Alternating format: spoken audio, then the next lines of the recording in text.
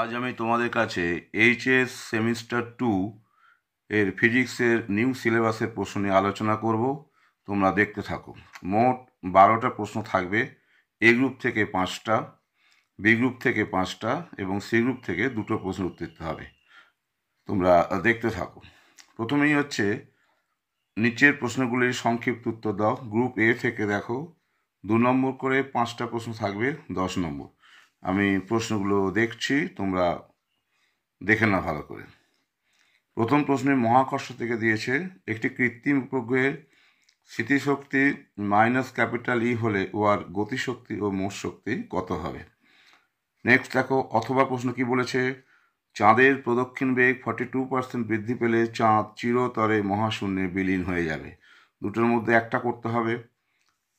দ্বিতীয় প্রশ্নটা দিয়েছে স্থিতিস্থাপকতা থেকে এবং আর্কিমিডিস ওই অধ্যায় থেকে দিয়েছে যে কে বল ধ্রুবকযুক্ত একটি স্থিতিস্থাপক স্প্রিংকে সমান 3 টুকরো করলে প্রতি অংশের বল ধ্রুবক কত হবে।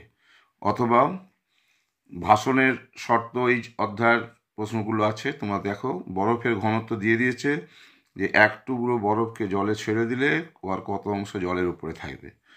সাম্যাবস্থায় ভাষণের শর্ত এই সম্পর্কিত প্রশ্ন, তোমরা এগুলো ভালো করে দেখেছো, নিশ্চয়ই পারবে।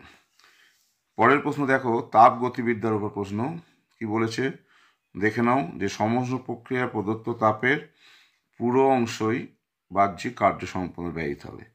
একইভাবে অথবা প্রশ্ন দেখো, রুদ্ধতাপ প্রক্রিয়া সম্পর্কিত প্রশ্ন, পি ভ্যালু টিকিউ হলে গ্যাসটির গামা কত বার করতে হবে। নেক্সট হচ্ছে গ্যাসের গতীয় তত্ত্ব সম্পর্কিত প্রশ্ন। দেখো কি বলেছে, একক আয়তনে গ্যাসের চাপ ওয়ার মোট শক্তি 2/3 সমান হবে। অথবা একটি আদর্শ গ্যাসের 2 আপেক্ষিক তাপের অনুপাত গামা বলে দিয়েছে, তাহলে দেখাতে বলছে যে একটি অণুর স্বাতন্ত্র্য সংখ্যা বা ডিগ্রিস অফ ফ্রিডম হচ্ছে 2/γ-1। খুব ভালো প্রশ্ন এটা। নেক্সট দোলগতি সম্পর্কিত প্রশ্ন, সরল দোলগতি অধ্যায়ের প্রশ্ন। যে সাম্যাবস্থা থেকে একটি সরল দোলগতি সম্পন্ন একটি কণার small tea equals to capital T/12 সময়ে কি বলছে না গতিশক্তি ও স্থিতিশক্তির অনুপাত কত। এখানে মনে রাখবে ক্যাপিটাল টি হচ্ছে পর্যায়কাল।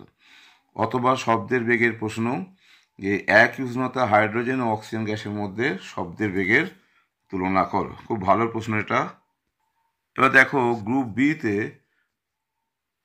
5টা প্রশ্নের উত্তর করতে হবে। প্রতিটি প্রশ্ন হচ্ছে 3 নম্বর, মোট 15। দেখে নাও 4 নম্বর প্রশ্ন, মহাকর্ষের প্রশ্ন কি দিয়েছে, নিশ্চয়ই তোমরা দেখতে পাচ্ছ। এইভাবে পরপর দেখে নাও। খুব ভালো প্রশ্ন দুটোই।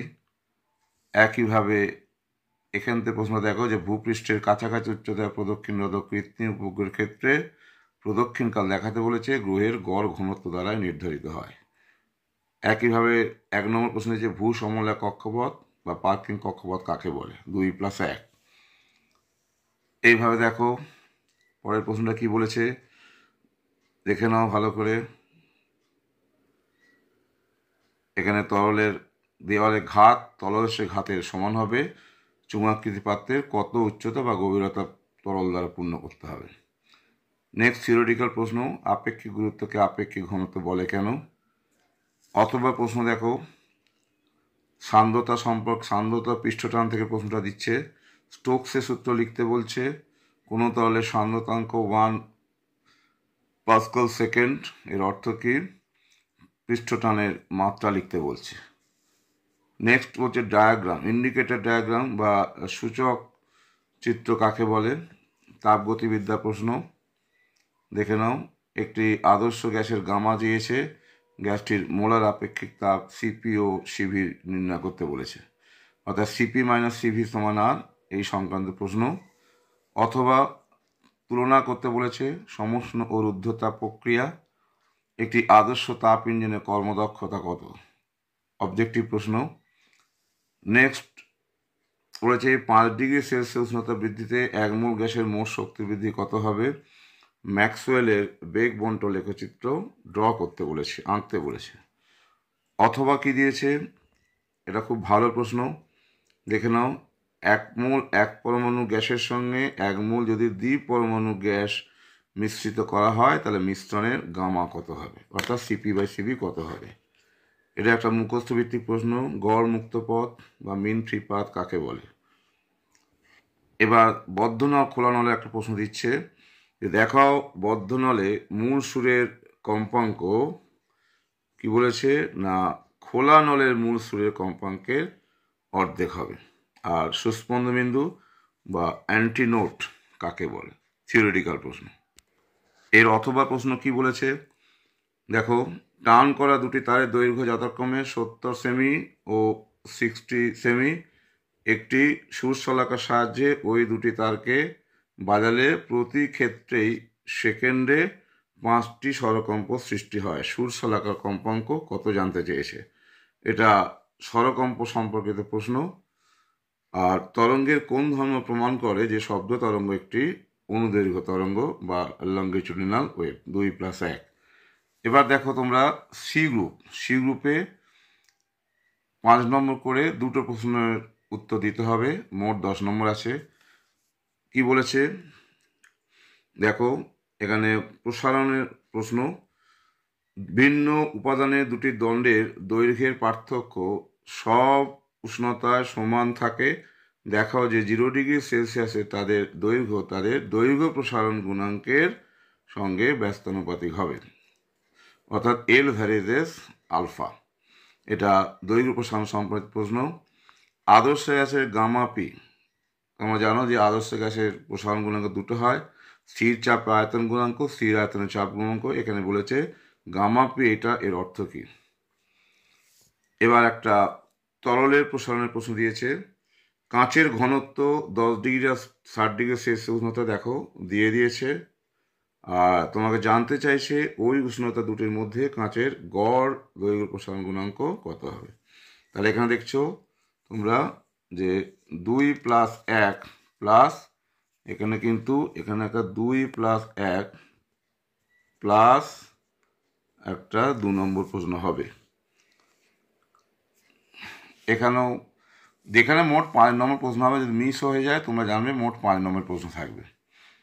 পরেরটা দেখে নাও কি বলেছে।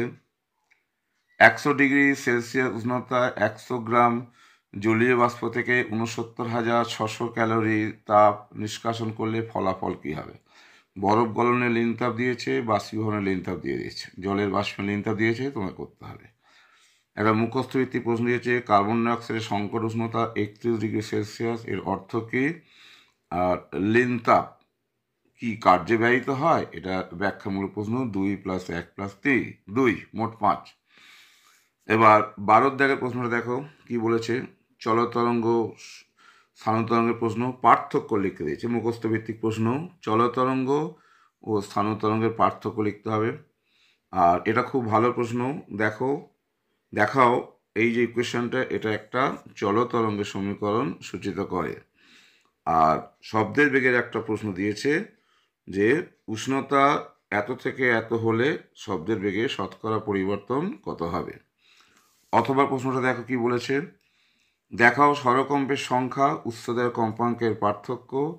নেক্সট বলেছে প্রতিধ্বনি শোনার জন্য উৎস ও প্রতিফলকের ন্যূনতম দূরত্ব শব্দের বেগ ভি এর সাপেক্ষে নির্ণয় করতে বলে। যেখানে দেখো 3+2, অর্থাৎ দুটো প্রশ্ন দিয়েছে 5 নম্বর। ওকে, এতক্ষণ আমি তোমাদের প্রশ্নগুলো নিয়ে আলোচনা করলাম।